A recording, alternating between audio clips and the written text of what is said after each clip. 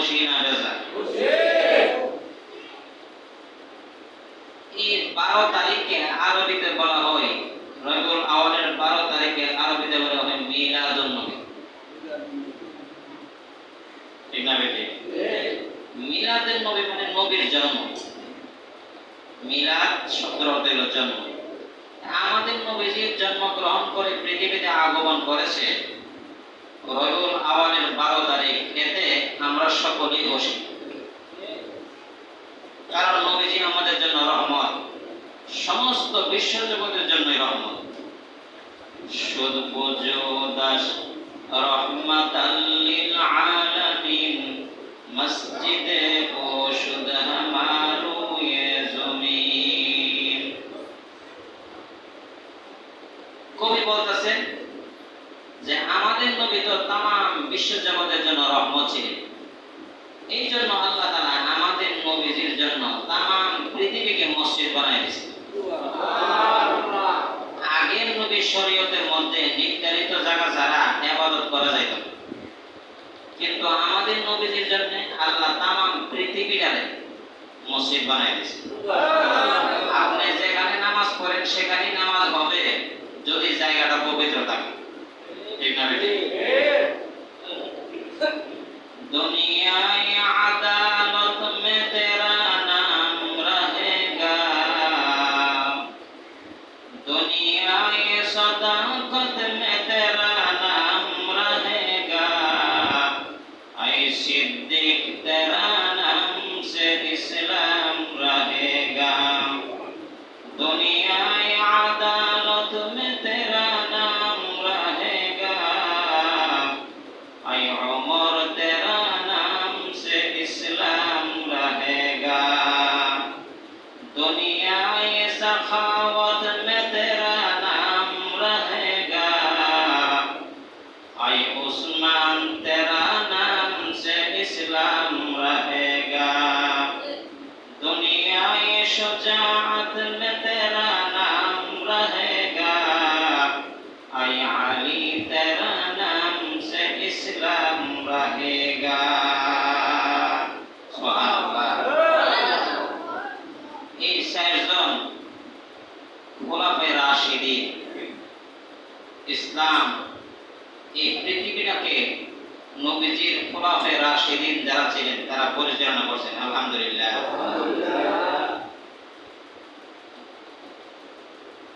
আল্লাহ তাআলা বিশ্ববাসীর হেদায়েতের জন্য 1 লক্ষ মতান্তর 2 লক্ষ 24,000 পয়গম্বর এই পৃথিবীতে পাঠাইছে। আদম থেকে নিয়ে ঈসা পর্যন্ত 1 লক্ষ অথবা 2 লক্ষ 24,000 পয়গম্বর আল্লাহ এই পৃথিবীতে পাঠাইছে মানুষের হেদায়েতের জন্য। ঠিক না বেটি? আল্লাহ তাদেরকে এই 1 লক্ষ বা 2 লক্ষ 24,000 পয়গম্বরকে কোন একটা এলাকার নবী বানায় পাঠাইছেন, কাউকে কোন একটা গোত্রের নবী বানায় পাঠাইছেন, তাদেরকে কিতাব দিয়েছেন, শরীয়ত দিয়েছেন। তারা তাদের নির্ধারিত টাইমে তাদের দায়িত্ব আঞ্জাম দিয়ে পৃথিবী থেকে বিদায় নিয়ে চলে গেছে। নবী নাই, কিতাব নাই, শরীয়ত নাই। ঠিক না বেটি? মুসা নবী আছে, ওনার কিতাব আছে, ওনার শরীয়ত আছে। তাদের পরে আল্লাহ পাক রব্বুল আলামিন এই পৃথিবীতে মুহাম্মদুর রাসূলুল্লাহ সাল্লাল্লাহু আলাইহি সাল্লামকে পাঠাইছেন। তিনি সাইয়্যিদুল মুরসালিন, সকল নবীদের সর্দার, খাতামুন নাবিয়্যিন, সর্বশেষ নবী। কিয়ামত পর্যন্ত যত মানুষ আগমন করবে সমস্ত মানুষের একমাত্র নবী হলো মুহাম্মদুর রাসূলুল্লাহ সাল্লাল্লাহু। এবার আপনি মানেন আর না মানেন। ঠিক না বেটি?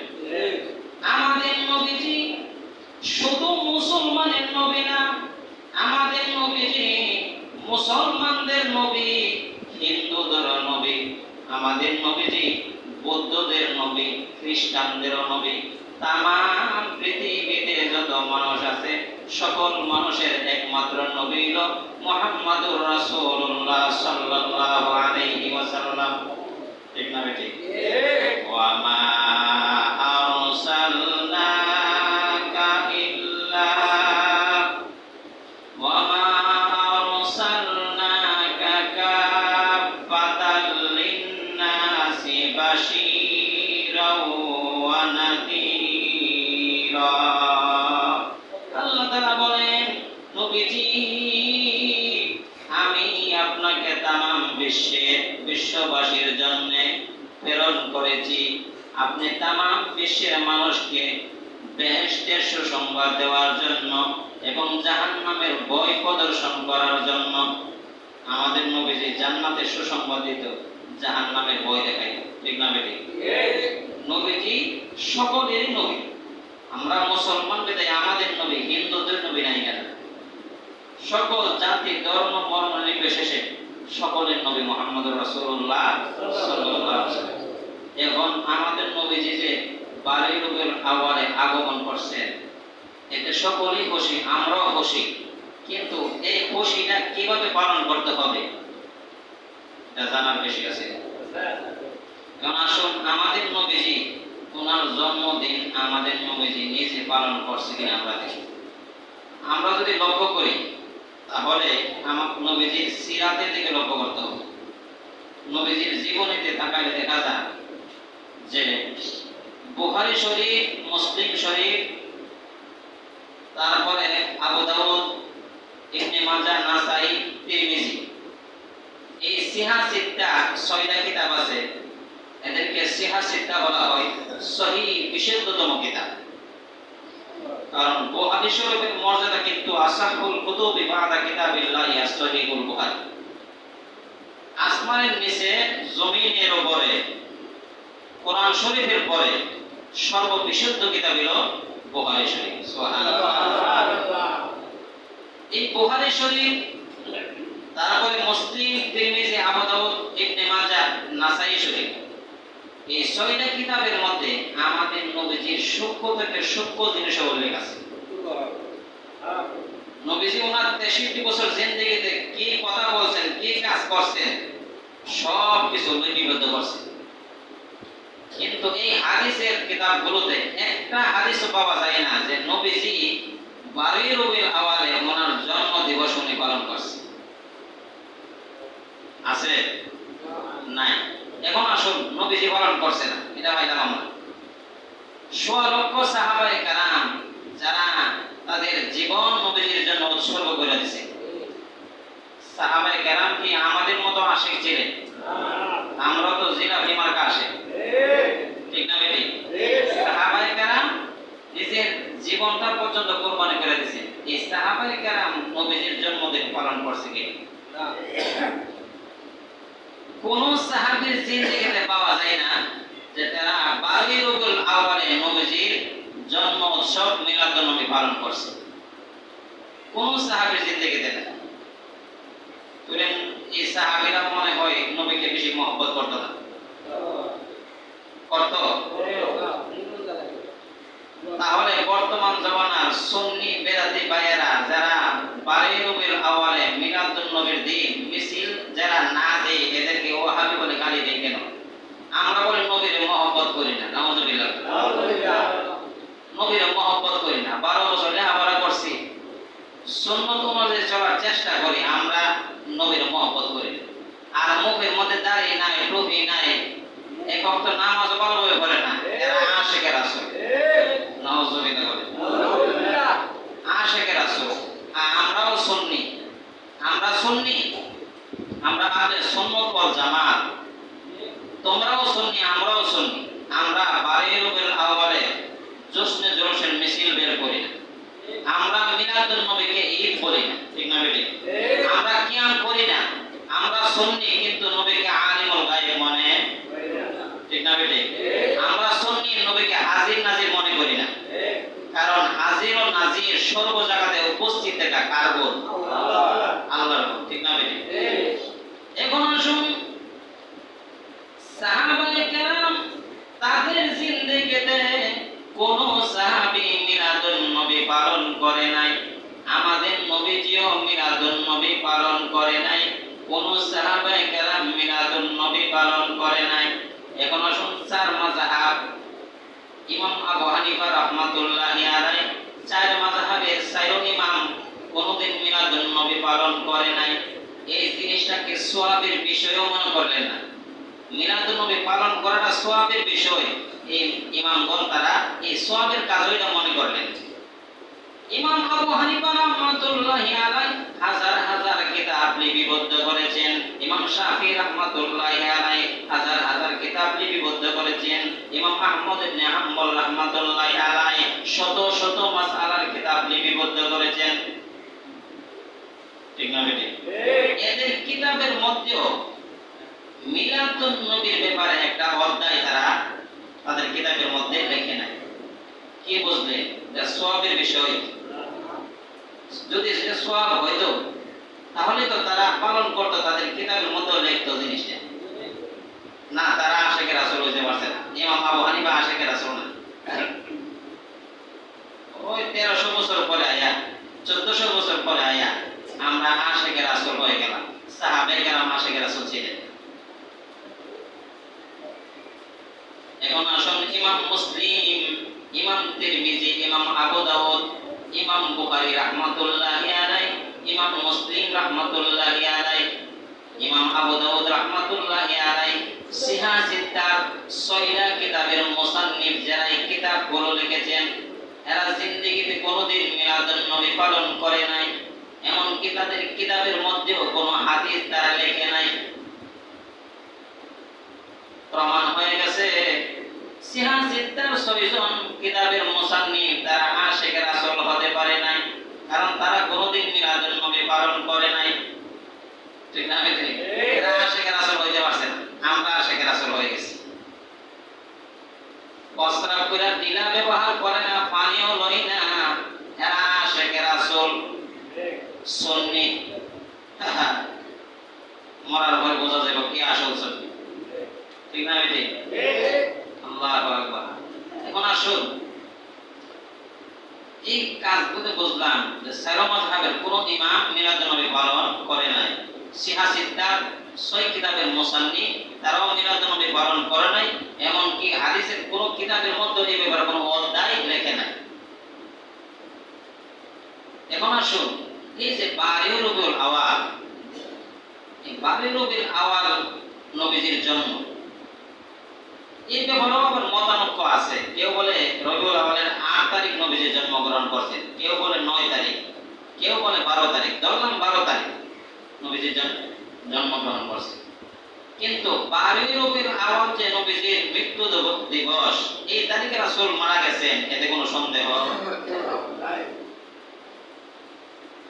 নবীজি যেদিন বিদায় হয়ে গেছেন, সাহাবে কেরাম মদিনার মধ্যে অন্ধকার নেমে এসেছেন। মদিনার গলিতে গলিতে শোকের ছায়া নেমে এসেছে। হযরত আবু বকর সিদ্দিক রাদিয়াল্লাহু তাআলা আনহু পেরেশান হয়ে গেছেন। হযরত ওমর রাদিয়াল্লাহু তাআলা আনহু পেরেশান হয়ে গেছেন। হযরত উসমান রাদিয়াল্লাহু তাআলা আনহু পেরেশান হয়ে গেছেন। হযরত আলী রাদিয়াল্লাহু তাআলা আনহু পেরেশান হয়ে গেছেন। যে সমস্ত সাহাবীরা দাঁড়িয়ে রয়েছে তারা দাঁড়িয়ে আছে। যখন শুনছে নবী নাই, নবীজি দুনিয়া থেকে বিদায় হয়ে গেছে, যে সাহাবীরা দাঁড়িয়ে রয়েছে এরা দাঁড়িয়ে গেছে, বসতে পারতেছে না, এই শক্তি যেন তাদের গায়ে থেকে চলে গেছে। যে সমস্ত সাহাবীরা কেরাম বসেছিলেন তারা বসে রইলেন। হযরত বেলাল হাবশী রাদিয়াল্লাহু তাআলা আনহু উনি মদিনা ছেড়ে চলে গেলেন আর বললেন যে মদিনা থেকে আমি আর রাসূলকে দেখতে পারবো না, ওই মদিনাতে থাকলে আমি বেলাল সহ্য করতে পারবো না। মদিনা ত্যাগ করে চলে গেলেন। এক সাহাবী, ওনার নাম হলো আব্দুল্লাহ ইবনে যায়েদ ইবনে আবদ রাব্বি, উনি হাল চাষ করতেছেন। কানে খবর গেলেন দেখেন যে রাসূল দুনিয়া থেকে বিদায় হয়ে গেছে। হাল চাষ ছেড়ে দিয়ে আল্লাহর কাছে দোয়া করছেন, আল্লাহুম্মা যাহাব বাসরি হাত্তা লা আরা আহাদান বা'দা হাবিবি সাল্লাল্লাহু আলাইহি ওয়াসাল্লাম। ওই সাহাবী ওই সময় দোয়া করলেন, আল্লাহ আমার হাবিব দুনিয়া থেকে বিদায় হয়ে গেছেন, আল্লাহ আমার চোখের দৃষ্টি শক্তি আপনি নিয়ে যান। যে চোখ দিয়ে আমি আর আমার হাবিবকে দেখতে পারবো না, আল্লাহ তোমার রাসূলকে আমি দেখতে পারবো না, এই চোখ থেকে কোনো লাভ নাই, আমার চোখের দৃষ্টি শক্তি আপনি নিয়ে যান। হযরত ফাতেমা রাদিয়াল্লাহু তাআলা আনহা উনি চোখের পানি চাপতে চাপতে বেহুশ হয়ে গেছেন। উনি ফাতেমা রাদিয়াল্লাহু তাআলা আনহা বলেন, আল্লাহ, আমার উপরে এমন মুসিবত নাজিল হয়েছে, এই মুসিবত যদি দিনের উপর পড়তো, দিন রাত্রি হয়ে যাইত, রাত হয়ে যাইত। সবচেয়ে বেশি যে সাহাবী জ্ঞান হারায় ফেললেন হযরত ওমর। ওনার জন্য একেবারে বেশি ওনার অবস্থা খারাপ। উনি তরবারি নিয়ে দাঁড়ায় আছে, যে বলবে মুহাম্মদুর রাসূলুল্লাহ মারা গেছে তার গর্দান কেটে দেব। আর হযরত ওমরকে তো সকলেই বই করত, ঠিক না? হইতে শয়তান পর্যন্ত বই করত। কেউ সাহস করে ওমরের সামনে বলতে পারতো না যে রাসূল দুনিয়া থেকে বিদায় হয়েছে। উনি তরবারি নিয়ে দাঁড়ায় আছে। হযরত ওমরের খেয়াল ছিল ওই মুসা নবী যেমন তুর পাহাড়ে গেছে আল্লাহর সঙ্গে কথা বলতে, আবার উনি ফিরে আইছে যে আমাদের নবীজিও কিছু সময়ের জন্য উনি আল্লাহর দরবারে গেছেন, কথা বলবে, আবার ফিরে আসে। রাসূল মৃত্যুবরণ করছে, ওমর মানতে পারতেছে না। সুবহানাল্লাহ বলে। আশিকে রাসূল সাহাবায়ে কেরাম নবীজির এই রবিউল আউয়াল মাসে সমস্ত আবু বকর কানলো, ওসমান, আলী, ফাতেমা, হাসান, হুসাইন সকলেই কানলো, আহলে বাইতের সদস্যরা কানলো, গোটা সাহাবায়ে কেরাম যেখানে চোখের পানি ফেলাইছে। আর আমাদের দেশের সুন্নি ভাইয়েরা মিষ্টি খায়, বিশ্ব নবীর আগমন শুভেচ্ছা, এত সহজে নবীর উম্মত আমরা। আল্লাহর কুদরত বোঝা যায় না। হযরত আবু বকর সিদ্দিক রাদিয়াল্লাহু তাআলা আনহু নবীজি মৃত্যুবরণ করার আগে নবীজির কাছ থেকে অনুমতি নিয়ে উনি বাড়িতে গেছেন। হঠাৎ করে শুনছেন নবীজি দুনিয়া থেকে বিদায় হয়ে গেছেন। উম্মুল মুমিনিনদের অনুমতি নিয়ে উনি হুজরা আয়েশা সিদ্দিকার ঘরে ঢুকলেন, যেখানে নবীজি শুয়ে আছেন। নবীজির চেহারা মোবারক থেকে কাপড় সরাইলেন, ওনার কপালের মধ্যে চুমু দিয়ে বললেন, ওয়া নাবিয়া ওয়া খালিলা ওয়া সফিয়া। আবু বকর সিদ্দিক বলেন, হুজুর, আল্লাহ আপনার জন্য যে মৃত্যু অবধারিত করে রেখেছেন, যে কষ্ট আপনি পেয়েছেন, দ্বিতীয়বার আপনি আর পাইবেন না। ঘর থেকে বের হয়ে দেখলেন হযরত ওমর উনি তরবারি নিয়ে দাঁড়ায় আছে। আবু বকর সিদ্দিক রাদিয়াল্লাহু তাআলা আনহু মনে মনে ভাবলেন, ওমরের যে অবস্থা, এই অবস্থা নসিহত করলে কোনো কাম হবে না। এই অবস্থায় হযরত ওমরকে কোরআনের আয়াত দ্বারা শান্ত করতে হবে। হযরত আবু বকর সিদ্দিক রাদিয়াল্লাহু তাআলা আনহু হযরত ওমরের সামনে কোরআনের আয়াত তেলাওয়াত করলেন, ইন্নাকা মাইয়িতুন ওয়া ইন্নাহুম মাইয়িতুন। যে আয়াতের মধ্যে আল্লাহ নবীজিকে লক্ষ্য করে বললেন, ইন্নাকা মাইয়িতুন ওয়া ইন্নাহুম মাইয়িতুন, নবীজি আপনিও মরণশীল, আপনার দুশমন যারা আছে তারাও মরণশীল। একটা আয়াত হযরত আবু বকর সিদ্দিক ওমরকে শোনায়া দিলেন, আরেকটা আয়াত তেলাওয়াত করলেন, ওয়া মা জাআলনা লিবাশারিন মিন ক্বাবলিকাল খুলদ আফা ইম মিত্তা ফাহুমুল খালিদুন। এই আয়াতের মধ্যে আল্লাহ তাআলা বলতেছেন, ওগো নবীজি, আমি আপনার আগে কোন মানুষকে চিরজীবন দান করিনি। আপনার আগে কোন মানুষকে আমি চিরজীবন দান করিনি। আপনি যদি মারা যান তাহলে আপনার দুশমন যারা আছে তারা কি চিরজীবী হয়ে থাকবে? এই আয়াতগুলো যখন তেলাওয়াত করলেন, হযরত ওমর তরবারি নামায় ফেলছেন, বসে গেছেন। হযরত আবু বকর সিদ্দিক রাদিয়াল্লাহু তাআলা আনহু সমস্ত সাহাবায়ে কেরামকে লক্ষ্য করে বলছেন, সাহাবায়ে কেরাম তোমরা মসজিদে নববীর মধ্যে বসে যাও, আমি তোমাদের সামনে একটা কথা বলবো। সমস্ত সাহাবায়ে কেরাম মসজিদে নববীর মধ্যে বসে গেলেন। হযরত আবু বকর সিদ্দিক বললেন, মান কানা মিনকুম ইয়াবুদু মুহাম্মাদান ফাকাদ মাতা ওয়া মান কানা মিনকুম ইয়াবুদুল্লাহ ফাইন্নাল্লাহা হাইয়্যুন লা ইয়ামুত। হযরত আবু বকর সিদ্দিক রাদিয়াল্লাহু তাআলা আনহু সমস্ত সাহাবায়ে কেরামের মাঝে একটা এলান দিয়ে দিলেন, ও সাহাবায়ে কেরাম তোমরা শোনো, যে ব্যক্তি মুহাম্মাদুর রাসূলুল্লাহর ইবাদত করত সে জেনে রাখুক মুহাম্মাদুর রাসূলুল্লাহর মৃত্যু হয়ে গেছে, উনি মারা গেছে। যারা মুহাম্মাদুর রাসূলুল্লাহর ইবাদত করত তারা জেনে উনি দুনিয়া থেকে কি হয়ে গেছে, বিদায় হয়ে গেছে। ওয়ামান কানা মিনকুম ইয়াবুদুল্লাহ ফাইন্নাল্লাহ তাআলা হাইয়্যুন লা ইয়ামুত। আর যারা আল্লাহর ইবাদত করত তারা জেনে রাখুক আল্লাহ তাআলা চিরঞ্জীব, যার কোনোদিন মরণ হতে পারে না। আল্লাহর মরণ হবে না। মুহাম্মদুর রাসূলুল্লাহ, ওনার আগে তো বহু রাসূল এসেছেন, তারা বিদায় হয়ে গেছেন, উনিও তো একজন রাসূল। قد خلت من قبله الرسول, ওনার আগে অনেক রাসূল অতিবাহিত হয়েছে। উনি যদি মারা যান অথবা যুদ্ধে নিহত হয়ে যান, তোমরা কি আবার কুফরি ধর্মে ফিরে যাবে? এই আয়াতগুলো যখন শুনছেন হযরত ওমর বলেন, আমি আর দাঁড়ায় থাকতে পারলাম না, বসে গেলাম। তো এই আয়াতগুলো থেকে আমরা জানলাম যে 12 রবিউল আউয়ালে সাহাবায়ে কেরাম কাঁদছেন, আহলে বাইতের সদস্যরা চোখের পানি ফেলাইছে, মদিনার গলিতে গলিতে সুখের ছায়া নামে আসলো, ঠিক না বেঠিক? তাহলে 12 মিলাদুন নবী এটা পালন করা যায়, আলোচনার বিষয়, কথা ঠিক না বেঠিক? মিলাদুন নবী পালন করা যায় না, এটা আলোচনার বিষয়। এখন আমরা তো পালন করি না মিলাদুন নবী, আমরা পালন করি না, আমরা আলোচনা করি। আমরা আলোচনা করি বিদায় এক শ্রেণীর মুসলমান ভাইরা আমাদেরকে বিভিন্ন ভাষায় গালি দেয়, ঠিক না বেঠিক? মিলাদুন নবী পালন করা যায় না, আলোচনা করা যায়। এই বিষয়টা ইনশাআল্লাহ আল্লাহ তাআলা যদি আমাকে তৌফিক দান করে আগামী জমায় আমরা